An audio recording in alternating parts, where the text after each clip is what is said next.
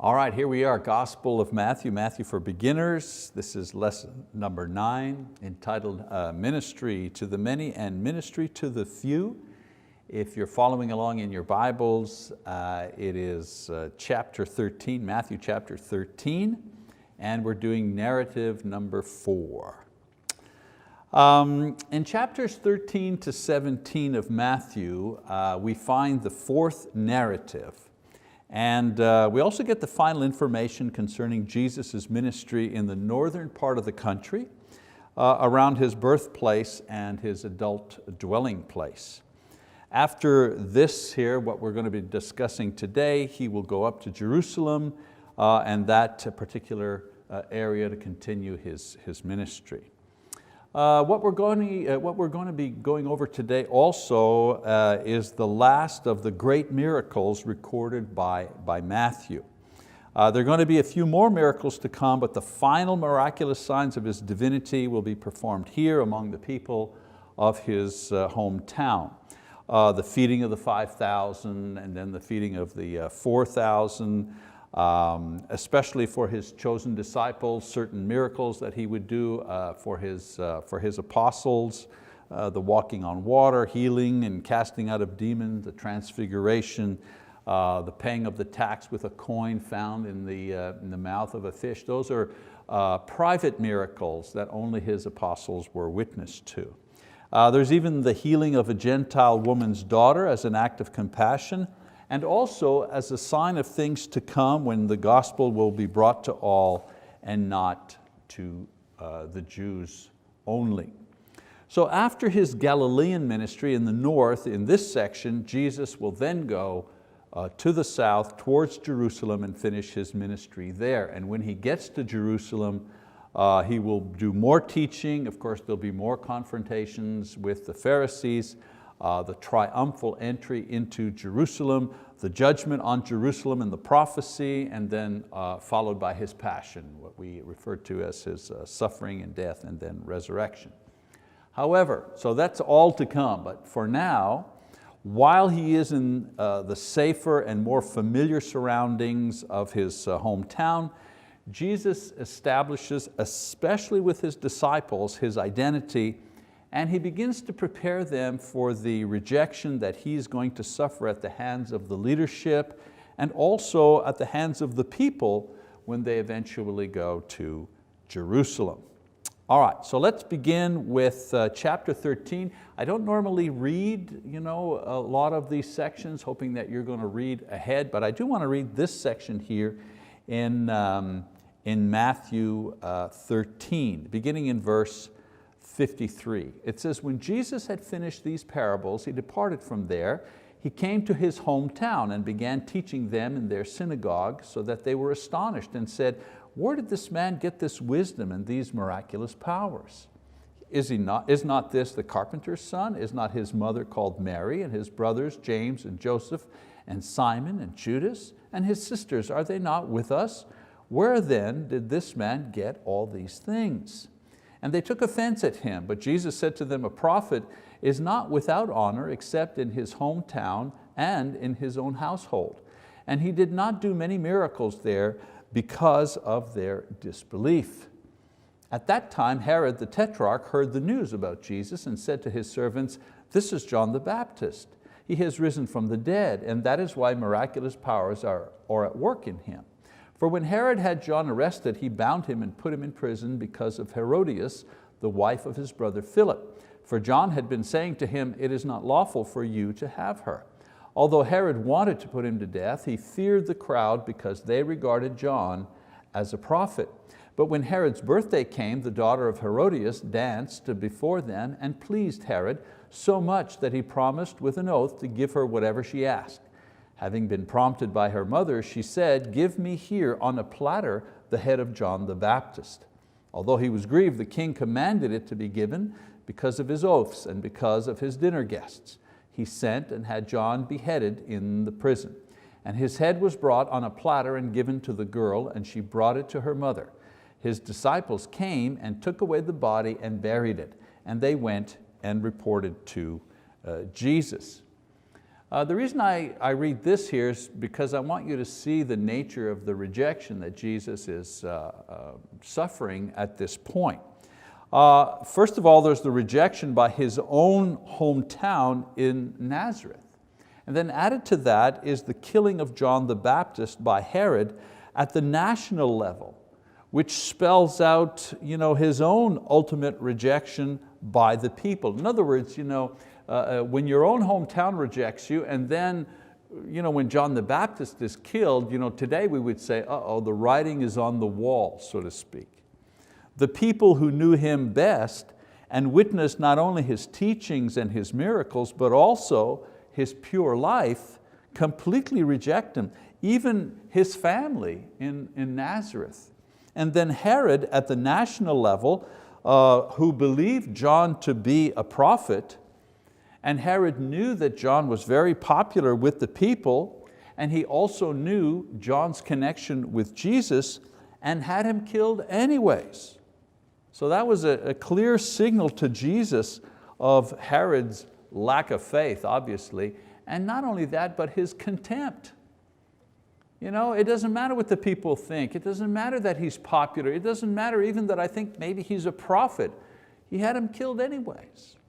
So with this evident rejection displayed before him, Jesus continues to minister to the people, and he continues to teach and preach to his disciples.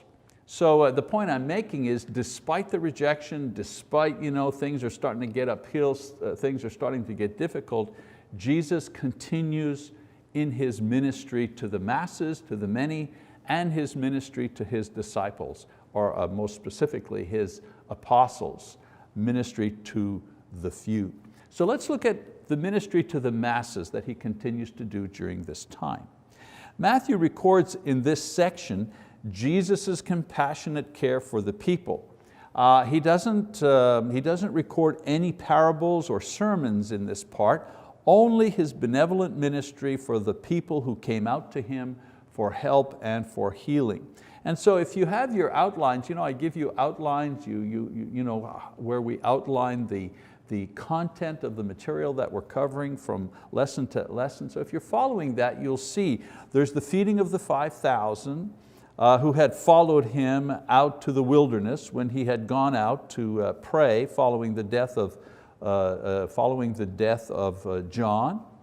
The healing of the sick, people were being healed simply by touching his cloak in chapter 14.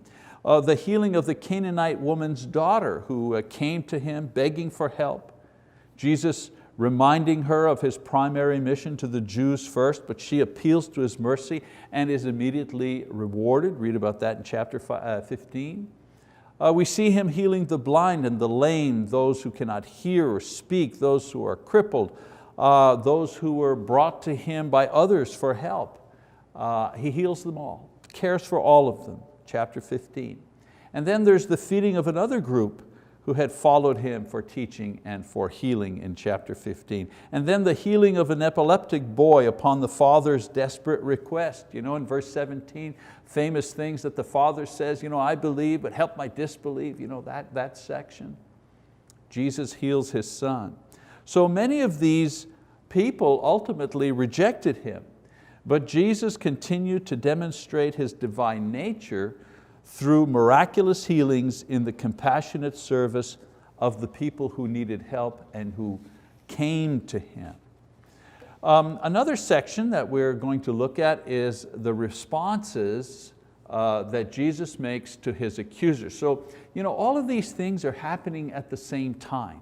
The rejection and the pushback from the people, and Herod, what he's doing. And Jesus is busy ministering to the masses and teaching his apostles. And in that mix, you have the Pharisees constantly attacking and trying to undermine him. And so we read about that in this particular section.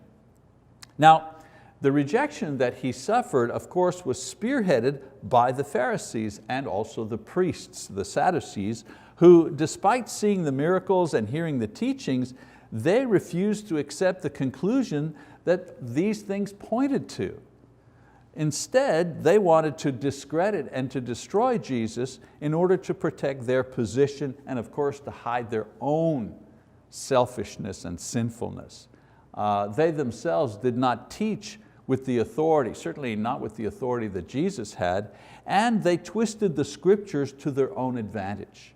They did not help the people or provide for them, they merely manipulated them, of course, again, for their own position and their own advantage. So in chapter 15, we get a kind of a close-up view of this undermining, this attack by the Pharisees. One of them is the accusation that he is breaking tradition or transgressing the tradition in chapter 15. And it says that the Pharisees come from Jerusalem. Remember, we're talking about Jesus, he's in the north, he's in Galilee, his hometown, and it says that the Pharisees from Jerusalem go to the north, find him out, and challenge him. The idea that they were from Jerusalem is the same as today. They were with the, quote, the federal government. Okay? They had more authority than the local scribes. And so they accuse him of violating the, quote, tradition of washing before eating. Now the tradition that they're talking about, or the halakha, was a set of rules, 631 rules, that were set as a fence around the law by rabbis in order to make sure that no one broke the law. Now these included all kinds of rituals and procedures and rules that were actually conceived and enforced by religious leaders, but really had no authority from the scriptures themselves. It was a kind of a better safe than sorry type of attitude. And so the washing of hands in order to make sure that you weren't defiled by touching something a Gentile may have touched, and then if you touched yourself, then you became defiled because you touched something that a Gentile touched, and so that touch was on you, and so therefore you were defiled. And so you had to go through a whole long process to purify yourself. Well, that rule did not exist in the law. The law said that, the law required rather, that there was no mingling with the Gentiles, meaning you weren't allowed to marry a Gentile, or you weren't allowed to worship with a Gentile. But there was no law about you having to wash if you touched something. The law did not contain that. It was these additional rules that were created that spoke to this idea of washings and purification and so on and so forth. And as happens with a, quote, federal type of system, one big government and so on and so forth, they started to have rules and more rules. And eventually the rules became as important as the actual law itself.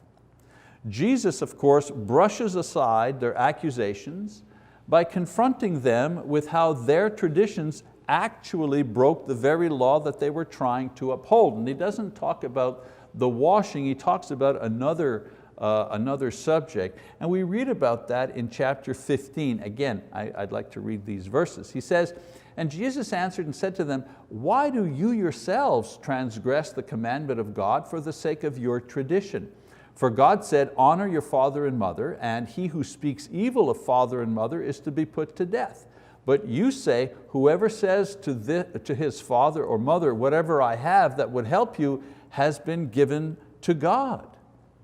And so Jesus here is referring to the Korban.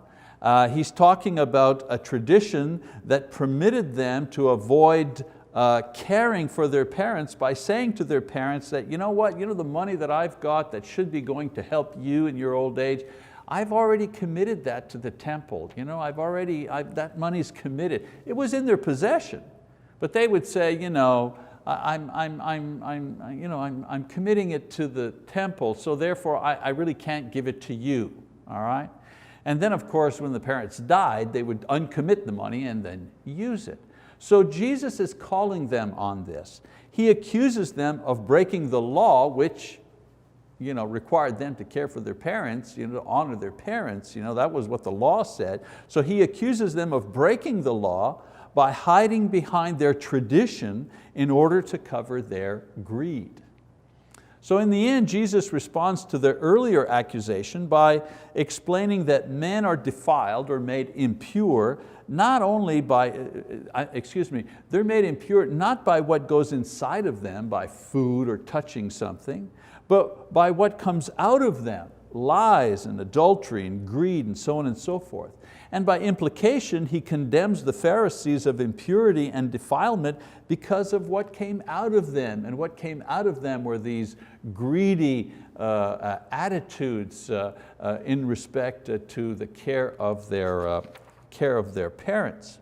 So then the Pharisees come back at him. They don't, it's kind of a debating trick. They accuse him of something, he answers them, he puts them in their place, he challenges them, and they don't respond.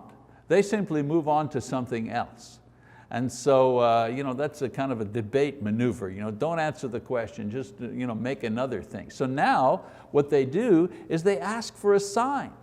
In chapter 16, verses 1 to 12. Again, as in chapter 12, they ask for a demonstration of His power as a special sign or signal to them personally. They're saying, hey, show us a sign. If you are who you are, show us a sign according to what we want to see. And Jesus responds in the same way. He says, this request demonstrates the evil and disbelief in their hearts. It's not a sincere request because it wouldn't lead to faith anyways. Jesus could have, when I say they wanted a sign like from the heavens or something, manna coming down, that kind of sign. And Jesus knew He could stop the sun in the sky, He could make the sun disappear even, and they still wouldn't believe. It's not like Thomas, we talk about doubting Thomas. Thomas, he said, I've believed and now I've been disappointed and I won't believe until I see it. And Jesus said, okay, here's the sign. And Thomas, he believed, he confessed. Why? Because he sincerely wanted a little more proof so that he could believe. These men here, these Pharisees, they didn't want to believe, they simply wanted to trip him up.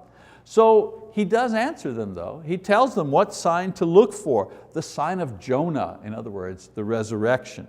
So Jesus warns His disciples against the teaching and the schemes of the Pharisees who will be their chief opponents in the future when they will be establishing the church.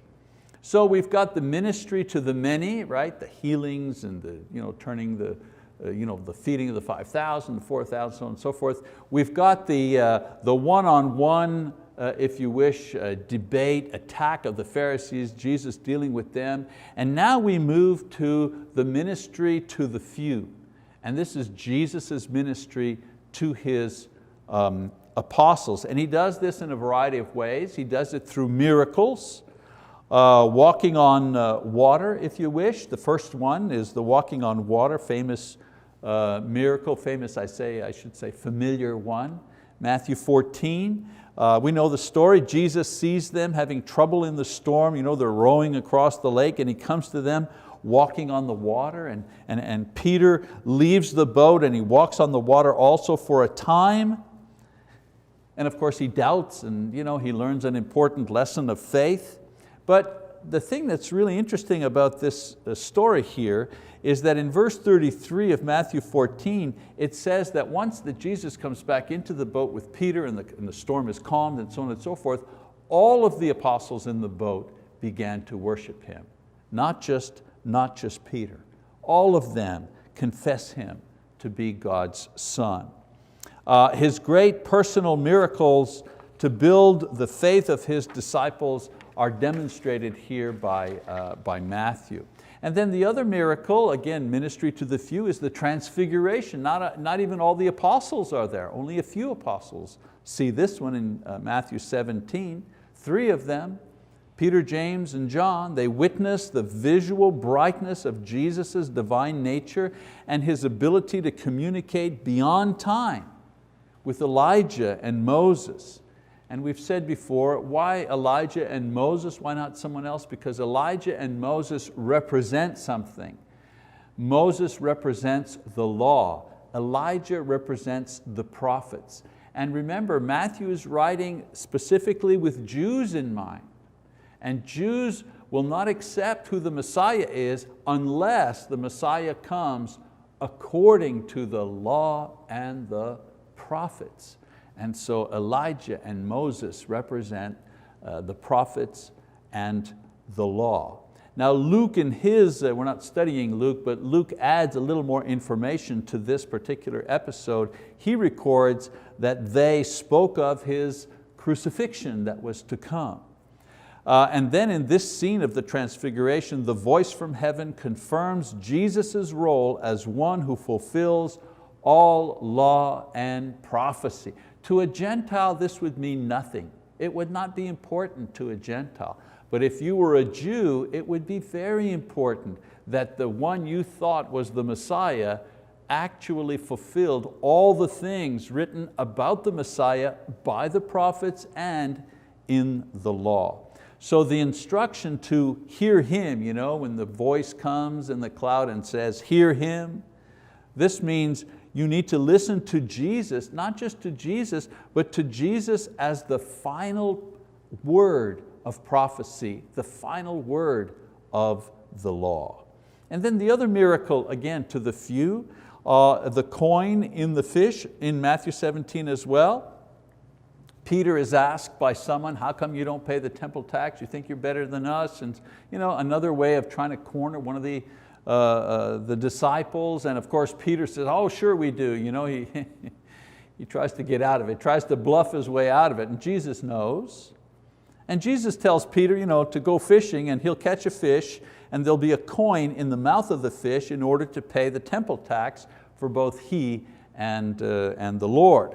Now the idea is that it was ridiculous for Jesus, the Son of God, the Messiah, to pay tax on His own temple. But He did it anyways to avoid offending those who were still weak in the faith. And so He instructs Peter to do so. However, the way that it was done, once again, impressed Peter of Jesus' true identity. You see, those who didn't believe only saw a young rabbi pay his dues. Now for those who confessed Jesus as Christ, they saw yet another miracle wrought before their very, very eyes. And it makes me think, in Matthew 13, when He says, whoever has will have more, whoever doesn't have will lose whatever they already have. What's the point here? The point is, and we see it in these personal miracles, whoever has, has what? Has faith. Whoever has faith will receive even more. More what? Faith? No, more revelation. Those who believe, who have, they're going to receive more revelation. God will reveal Himself through Christ more and more. And for those who don't have, well, what is that? Well, those who don't have faith, what do they lose? Well, whatever little faith and whatever little things that they have, because they don't believe, they're even going to lose those things. So if all you have is what you have here on earth, wealth, riches, so on and so forth, whatever you have, eventually you're going to lose that, because one day you're going to die, and you can't bring it with you. Okay? And so we see that particular saying that Jesus says back in Matthew 13 being played out here as the apostles witness these miracles done specifically for them to build up their faith. Why? Because they're the ones who have. And because of their faith, God is giving them more. All right, so Jesus is ministering to the few with miracles, and He also ministers to the few with teaching. All right, let's get there we go. Jesus ministered to the apostles, as I say, with both miracles to build up and strengthen their faith, as well as provide for eyewitness accounts to bring others to faith. So He also continues His ministry through the teaching, and so a couple of teachings there. The lesson concerning what it is that defiles. Remember, we've already talked about that. It's not what goes in your mouth that defiles what comes out of your mouth. That's a teaching. Builds them up with that. Also the warning about the teaching of the Pharisees in chapter 16, and also Jesus' response to Peter's confession. So let's go to Peter's confession, right? Chapter 16, verse 13. I think it's worth reading this. It says, now when Jesus came into the district of Caesarea Philippi, he was asking his disciples, who do people say that the Son of Man is? And they said, some say John the Baptist, and others Elijah, but still others Jeremiah or one of the prophets. And he said to them, but who do you say that I am? Simon Peter answered, you are the Christ, the Son of the living God. And Jesus said to him, blessed are you, Simon Bar-Jonah, because flesh and blood did not reveal this to you, but my Father who is in heaven. Let's keep going. Verse 18, he says, I also say to you that you are Peter, and upon this rock I will build my church, and the gates of Hades will not overpower it. I will give you the keys of the kingdom of heaven, and whatever you bind on earth shall have been bound in heaven, whatever you loose on earth shall have been loosed in heaven. So a lot of different ways that this passage, a very rich passage, has been interpreted. So the miracles and the teachings over a 2-year period have built the faith of these men to the point where Peter, speaking ahead of the others, makes a full and complete declaration of what the parables and the miracles and the teachings pointed to all along. And what was that? That Jesus is the Son of God, that Jesus is the divine Messiah. Okay, so once Peter makes that confession of faith, first, the others follow through, right? Then Jesus is going to teach them beyond confession of faith. So far it was just to bring them to this point, that they understood who He really was. Now He's going to teach them beyond this point. First of all, He says to Peter, without the revelation of the Son in His teachings and miracles, He said Peter could never have known this. When He says flesh and blood cannot, flesh and blood cannot discern the spiritual things that Jesus was giving them. He said you can only know this through the revelation of God. The only way you can know God is if God reveals Himself to you. That's what I'm saying. I'm not talking about we each need a personal miracle to know God. No, what I am saying is if God didn't reveal Himself, we couldn't know Him. And through Jesus Christ, He makes the fullest revelation of Himself. And that's what Jesus is saying to Peter. Because God is revealing Himself through me, Peter, you get to know who God is, all right? That's why the gospel is the power of God to save men. What is the power of the gospel? It reveals Jesus Christ. It reveals who He is. That's the power. Then He talks to Simon and He says, Simon, that's the old man, right? That's the name his parents gave him, the old man. He says, Simon is truly blessed because of the confession of faith that he's made. Now He talks about Peter. Peter's the new man, the rock man. Simon means like pebble, a small, Peter means a rock, right? A boulder. So Peter is going to be stronger, better because of this confession. And then he says, this revelation will be the basis for establishing the church, the called out. All right? So if Jesus wanted to say that He was going to build His church on Peter, right, the construction of the sentence would have been different. He would have said, and upon thee I will build my church. But He didn't say that, right? He didn't say that. He says, you're Peter, right? You're a rock. And upon this rock, the word rock here means cliff, mountain. I will build my church. I guess the point I'm making here is that the rock upon which this indestructible church will be based is the reality that Jesus is the divine Messiah, not just the acknowledgement of that reality. You see what I'm doing? This is an important difference. It's not what we think. The church is not based on us saying and understanding that Jesus is the Son of God. The church is based on the fact, the reality, that Jesus Christ is the divine Messiah. That's the rock upon which the church is built. The church is not built on Peter. The church is not built on Peter's confession. The church is built on the reality that Jesus Christ is the Son of God, that Jesus Christ is the Messiah. That's the cornerstone, that's the foundation, that's the church that we build. And when we're preaching the gospel, and when we're preaching that Jesus is the Son of God, the divine Messiah, we have set into place the proper cornerstone, the proper foundation to build the church. And that's what Jesus is saying this. A church built on that rock is not going to fall. So to those who first believed and confessed, Jesus begins to outline the ministry that they're going to have.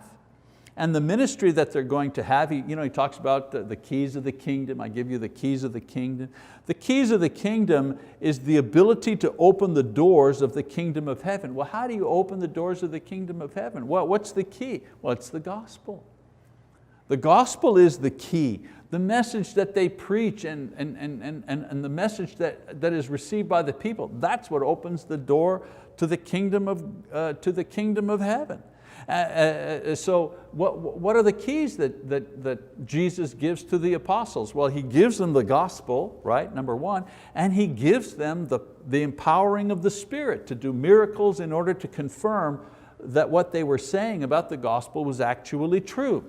No one else could open the doors of the kingdom of heaven. No one else but the apostles. Why? Because no one else but the apostles had received the gospel, the full gospel, and they had received it not only through teaching, but they had received it through an eyewitness of Jesus' miracles, His death, His burial, and His resurrection. They had been given all of that so that they could go out to preach. In addition to this, they received the empowering of the Holy Spirit that enabled them to do miracles. So there's the keys. I've got the message and I've got the power to confirm the message. And that's the key that opens the doors to the kingdom of heaven. The idea of keys comes from Isaiah and David, key to the throne. It always means authority in the Bible. When he talks about binding and loosening, this is the authority to speak to men here on earth for God. In other words, the inspired writings to define the structure and the functioning of the church. They've also received that. And as they teach, remember in that passage it says whatever they bind will have been, meaning it's already in heaven. So they're taking the information that is already set in heaven through the teachings of Christ, through the inspiration of the Holy Spirit, and they're giving them to the church. So what they're building, what they're doing, what they're binding and loosening here is simply a reflection of what is bound and loosened in heaven. Okay? So they didn't invent the teachings, but whatever they instructed was already from heaven and thus confirmed. That's the idea of binding and loosening.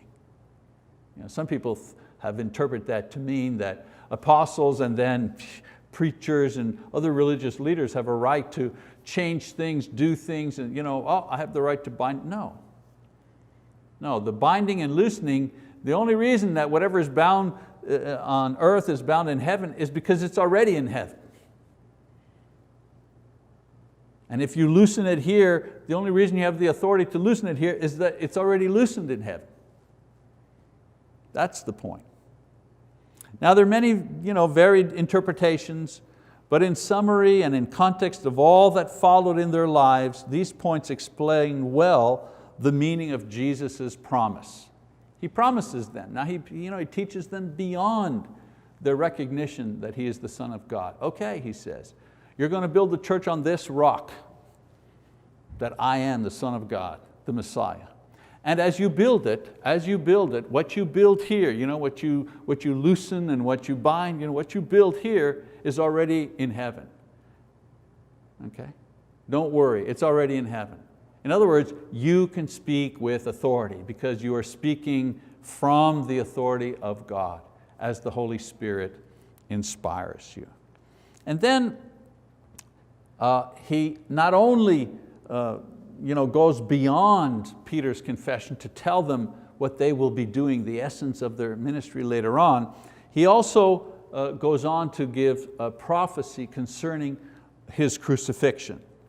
In Matthew 16 and Matthew 17, in several places, the momentous revelation through teaching and miracles become tempered with the revelation also that in the Messiah, although Him being divine, was also to die a terrible death and die with utter rejection by the leaders and the people. So it's like a high-low, good news, bad news type thing. Yes, you finally figured it out. Yes, good for you. I am the Son of God, and we're going to build a church on that reality, and you'll have the authority to build, and so on and so forth. But before all of that happens, there's this matter of crucifixion and death and resurrection. And so in giving them this information, He teaches them several lessons. First lesson is that the glorious resurrection is going to come. There's one lesson. It's not just suffering and death. It's not just rejection. Okay? There will be a glorious resurrection. So don't be discouraged and don't be afraid. Remember, He's preparing them for what's coming in the future. Secondly, the cost of discipleship is going to be high.